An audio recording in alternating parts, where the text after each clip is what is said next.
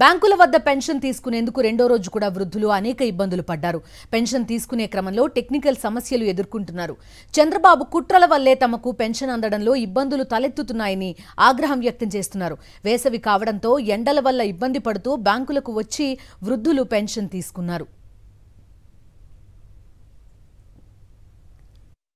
విజయవాడ బ్యాంకుల వద్ద నుంచి మరింత సమాచారం మా ప్రతినిధి అమర్ అందిస్తారు.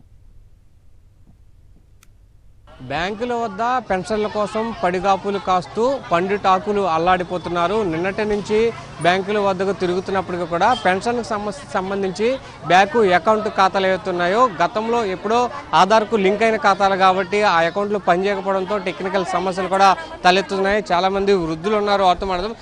ఎలాంటి సమస్య ఎదుర్కొంటున్నారు పెన్షన్కి సంబంధించి? ఎంత బాధపడుతున్నాం మేము ఈ పెన్షన్. పోయిన నెల ఇచ్చారు, బాగానే ఇచ్చారు, చక్కగా ఒక్కొక్కళ్ళు లైన్గా వెళ్ళి తెచ్చుకుంటున్నారు. మరీ లేని పరిస్థితులు ఉంటే వాళ్ళకి తెలిసికెళ్ళి ఇచ్చారు. ఇప్పుడు ఈ నెల కూడా అలాగే పెట్టొచ్చు కదా. ఈ ఒక్క నెల ఇట్లా చేస్తే మరి ఎంత నలిగిపోతున్నాం జనాభాలు. బ్యాంకులు పని చేయకపోయి కొన్ని ఎంత యాతన పడుతున్నాం మేము.